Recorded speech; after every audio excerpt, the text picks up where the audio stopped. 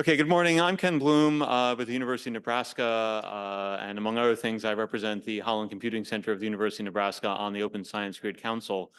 We're here to do the presentation of the annual David Swanson Award.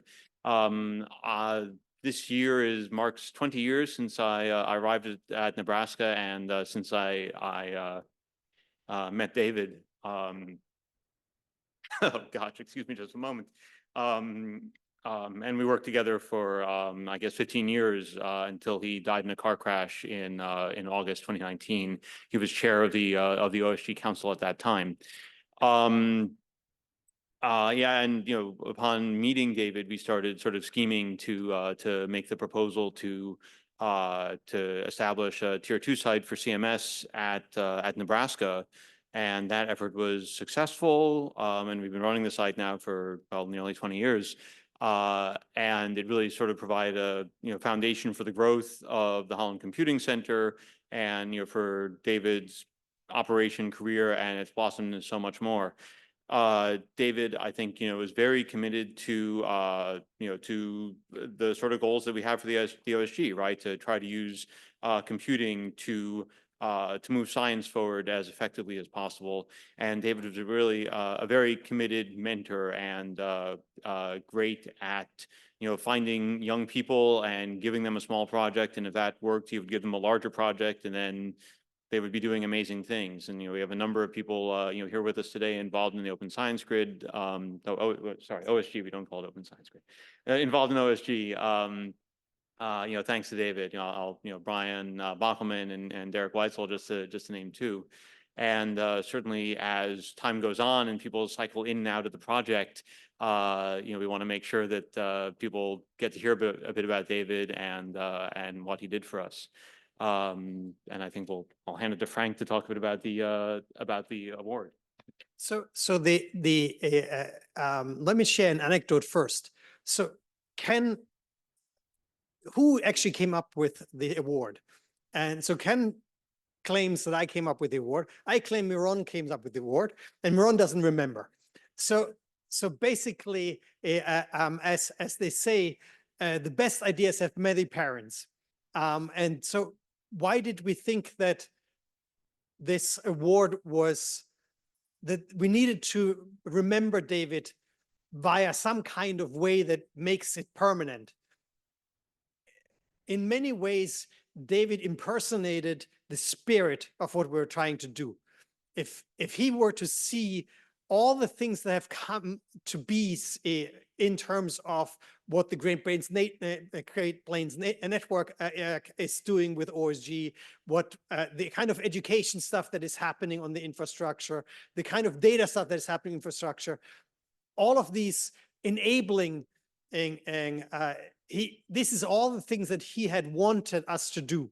So in so many ways, we're doing what he had in his vision, that I think that he deserved be immortalized, so to speak, by virtue of this award.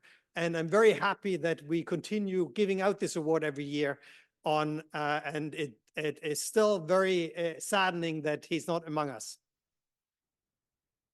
Okay, so over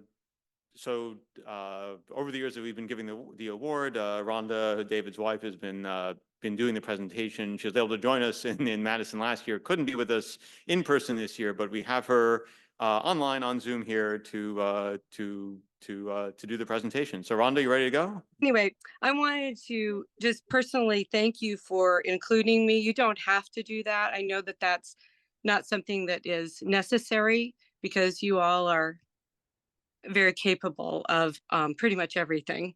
But I thank you for including me. David was, he still is very much part of my everyday life in my mind and my heart. But, just thinking about science and how much he loved it, how much he loved you guys and continues to, I'm sure, I don't know how it all works in heaven, but I know that if he can see, he does, and he cheers you on. So at any rate, I'm going to go ahead and give this award, and then because I think if I go ahead and read, I'll be fine and I won't cry. So I'm very grateful to get to introduce Cort Posnansky, which I really love getting to say that name. So this year's recipient of the OSG David Swanson Award is Cort Posnansky, who attended the OSG school last year in 2023. As a graduate student in physics at Penn State University and a member of the LIGO-VIRGO Collaboration, he has been using the knowledge and skills gained at the OSG school to improve several HT Condor workflows used to detect gravitational waves. In addition, Cort has been assisting scientists outside his field in taking advantage of Penn State computing resources with HT Condor and hosting workshops to teach skills learned at the OSG school. Today, he'll be sharing about his work with the LVK collaboration and the broader research computing community. I really do congratulate you. Why don't you join me? I'm going to clap over here. Let's thank him for coming and being part of this particular group. Thank you. There, I don't know what you're doing. At any rate, I wanted to, the one thing I wanted to say about just what you all do in science, not that I really know, I can't think like you all, but I loved loving the person that could, is that there are always going to be really hard things in life. I have hard things in life. You have hard things in life. It's hard to be educated. It's hard to keep going in grad school. It's hard to be uneducated. So I think it's really important to pick the hard thing and keep doing it. That's what Dave did. Coming to the University of Nebraska was not easy. Yeah, he started with really nothing, and then Ken and Aaron and etc. But if you pick your heart and you just go ahead and keep doing it, you're going to be fantastic. Thank you, Rhonda. Thank you so much for joining us today. I know you have a lot going on. Hi, everybody. So I am a member of the LIGO collaboration, or the LIGO-VIRGO Collaboration, and I'm one of those pesky users who comes and uses all of your. So I wanted to talk a little bit about. Perfect, thanks. Talk a little bit about some of the science that I'm doing, with the resources that you guys make available. I admit I went a little bit logo happy with the title slide, but I'm a member of a lot of groups. Anyway, so last year, as was mentioned earlier, I had the opportunity to go and be part of the OSG user school, where I learned a lot. How to break my. Sorry. Where I learned a lot of the tools of the trade for how to do high throughput computing, a lot, how to interact with Condor and run jobs on a cluster, things like that, which is commonplace in the LIGO collaboration. And I took that knowledge back to my research, started working on making our workflows more efficient, how to improve our throughput to get the most out of the resources that we have available to us.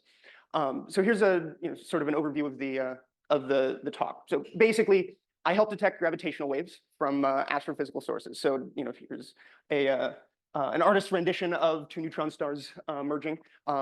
If you're not familiar with how gravitational waves work, don't worry. Do data analysis in order to actually find the signals from these compact binary coalescences. And the nature of this work requires high throughput computing. It's just there's a huge number of computations that have to be done. And so, as I said, my goal is to improve our throughput on these clusters so that we can do more science. We can search for more waveforms. We can make more discoveries. So let me talk a little bit first about gravitational waves themselves. This picture is objects in the universe. So black holes and neutron stars are the two most dense objects in the universe. And general relativity predicts that if you have very dense objects that are accelerating, as they do when they collide together, when they merge, they come into this spiral dance right before they actually collide. That produces gravitational waves, which are ripples in space-time itself that have very, very subtle effects on time and space as they travel through the universe. So as those waves reach the Earth, we can, in principle, detect those. It's just very, very hard to do so. So the LIGO collaboration initially set out to build observatories that we could use to detect those. So here are some pictures of them. These are the three that are currently operating in the current LVK observing run called 04. These are located around the the Earth. We have 2 in the United States, one in Louisiana and one in Washington. And then there's a third one that's in Italy that is observing, and another one called Kagra in Japan that is not currently observing. They were hit with an earthquake, so they're fixing things. But these observatories are really engineering marvels. We are detecting over the length of these the tunnels in these observatories, which are kilometers long. We're trying to measure a change in distance that is less than the width of a proton. So incredibly sensitive instruments. And so, we use things like seismic isolation. We have these kilometers of tunnels are pumped down in vacuum, cryogenic cooling on the mirrors just to get the temperature down, because temperature is vibration and we're sensitive to that. I don't really work on the engineering side of things, but it's truly an engineering marvel, so I wanted to include that. So as I mentioned, there are several observatories located around the world. More observatories means we are more sensitive, because each observatory has various sources of noise, and then if you have more observatories, then you can compare the signals between observatories, and you can be more confident that what you saw is actually detection instead of noise. So now, if you'll give me a moment, I'm going to try and screen share from my shirt. Here is here is the waveform of the first gravitational wave detection in 2015. So here's just sort of to give you an idea of what these signals look like. When the gravitational waves pass through the Earth, they cause an interference pattern in the lasers that go down these perpendicular arms of the observatories, and we get out a measure of that we call strain, which is a measure of the change in length of the observatory arms divided by the length of the observatory arms. But basically, it's a measure of how much the space has been stretched. And so as these binaries orbit each other, they produce this, this wave that comes through where space is stretched and squished and stretched and squished. And I'm going to try something. I'm going to see if I can get a cool YouTube video to play here. Don't remember things. It's a little bit of a gamble, but if it works, it's very cool. Oh no! Oh no! I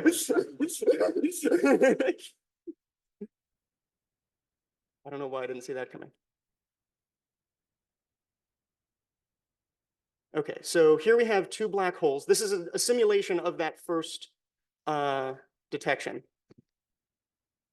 All right, we'll just play in the small window. Sorry about that. So this is a simulation of that first detection. You can see 2 black holes orbiting each other.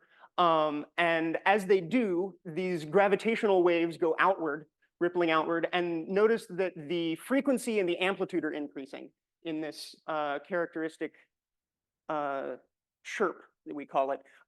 As the amplitude increases, you can see the waveform at the bottom.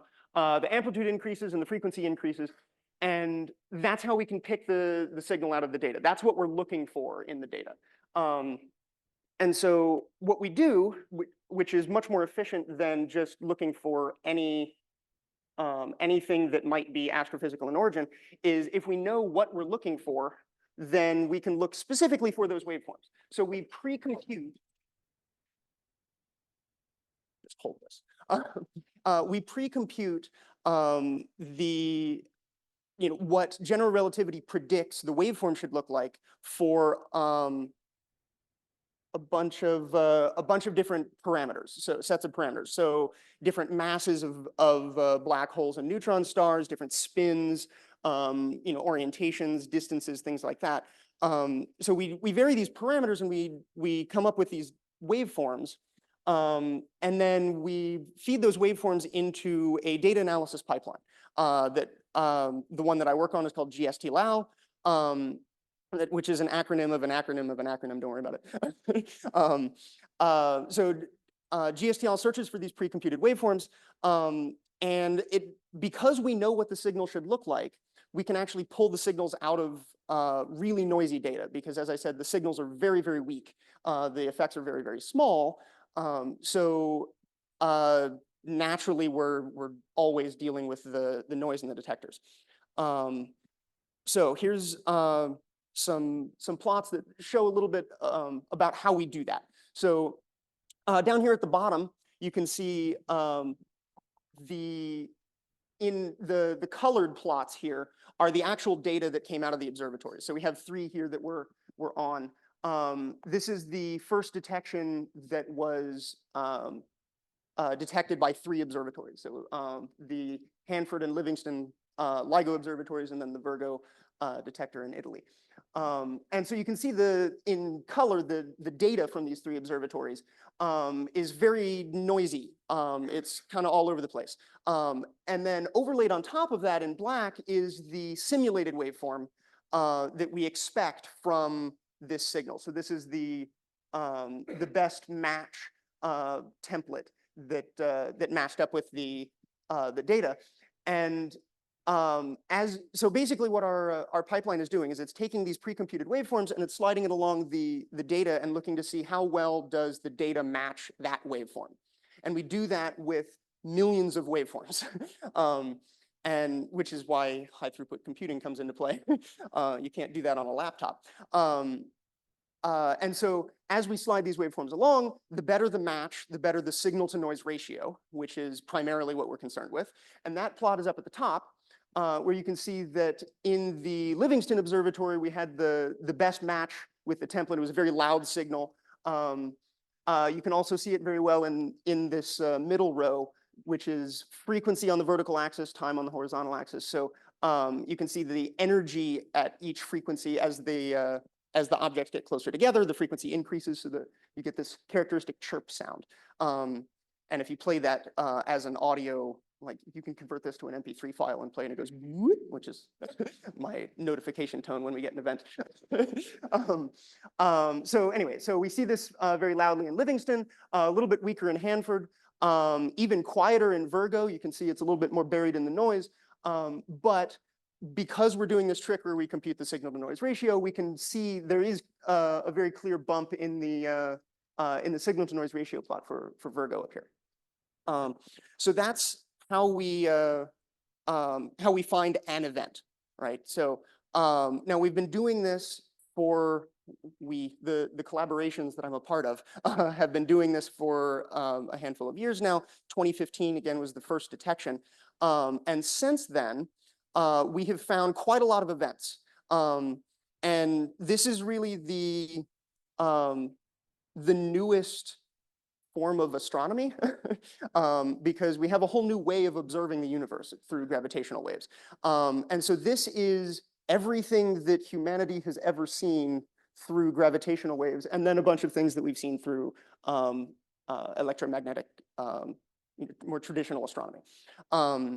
So the horizontal axis here is meaningless. This is just a nice way to represent it. But the vertical axis is the masses of these objects in solar masses, being the mass of the sun, which is a nice unit for most of the things that we do. And you can see there are a lot of black holes that started around 30 solar masses, and then they combine together and they become one larger black hole at the end. So this is sort of the state of gravitational wave astronomy as of a little over a year ago, because in this plot is not included the data from the current observing run, where we have more or less doubled the number of events in the last year, because every time we turn the detectors on, let me say it the other way, every time we turn the detectors off, we make them more sensitive. And then every time they come back on, we can see a lot more than we could when we turn them off. So that's why we do these observing runs. And this, I'm sure, is part of the reason that LIGO usage of the OS pool and OSDF increased so dramatically in the last year. Is a little over a year ago we started this observing run. So there's your production usage right there. So let's change gears a little bit and talk about how this looks on a cluster, since this is high throughput computing. So we use Condor to manage all of our jobs, and we have the LIGO-VIRGO collaboration has a handful of computing centers that we use, but we also use the OS pool. And we have sort of a subset of the OS pool called the IGWIN pool that we utilize quite a lot of, and I would like to use more of. But anyway, so our analysis is organized into a bunch of jobs as a directed acyclic graph. And so we use Condor's DAGMAN, and the general structure here, you can see, we have to estimate the noise in the detector. This is for an archival search, so you can conveniently look at all of the data that you want to analyze. You can estimate the noise over the whole thing. You can see the future, essentially. For real-time analysis, you can't see the future. It's a little bit more complicated if I were to make a graph of that. But we also do real-time detection. But for an offline analysis, we call it an archival search of the data. We can estimate the noise, then we can use that to help us prepare the waveforms for the jobs that will actually do the searching of the data in the most computationally efficient way that we can. And then we feed all of that information into our jobs that do the actual search, that are computing the SNR. And we have a lot of those. So for analyzing about a week of data for about 2 million waveforms, we're talking about a scale of about 100,000 jobs. So that's, certainly enough to justify using the OS pool. And I have some, the specs of a typical job up here. But my goal here is to improve our throughput. So I'm taking the skills that I learned at the OSG school last year, and what I would like to do is basically, if I can improve our throughput, we can search for more waveforms. So not just more waveforms, but more types of waveforms. So different kinds of cosmic events give us different types of waveforms, and we're limited in the number that we can search for by the computing resources that we have available. So what we want to do is expand to running on in the OS pool, and mostly the IGWIN pool, but also the public OSG. And doing that would give us a lot more computing resources, so then more waveforms, more discoveries, cool science. The biggest challenge that we run into, though, is the number and the size of the network transfers that we'd have to do running in a distributed high throughput computing environment. And as has been discussed a lot already today, that problem is solved by the OSDF, which is wonderful.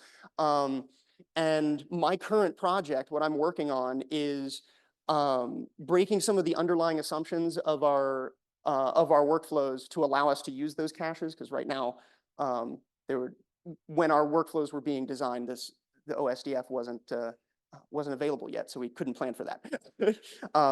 But that's the future, basically, is for us, is to start using the OSDF. Small tests so far have worked wonderfully. The throughput is amazing, and I'm really excited for it. I did want to. So before you move on, how many jobs do you expect these DAGs to be?